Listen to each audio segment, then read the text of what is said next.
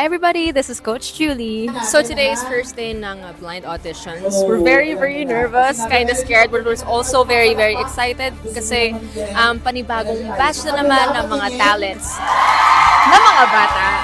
Masasaksihan namin dito sa The Voice stage. So, sobrang excited kami.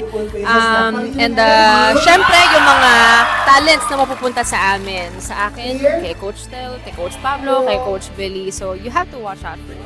The Voice Kids, only on GMA. Hello everyone, this is Coach Pablo and this is the first day of the blind auditions of The Voice Kids.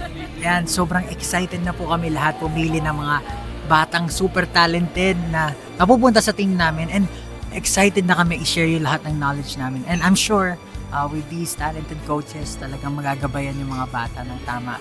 Medyo kinakabahan lang ako kasi syempre veterano na sila, kumbaga this is their second season coaching these kids and it's only my first time, so malamang mag-aagawan kami sa mga talented kids, but anyway, we're here to help them and we're excited to share the stage and share the passion that we have. So ayan po, inaanyayahan ko po kayo manood ng The Voice Kids blind auditions. Malapit na po yan.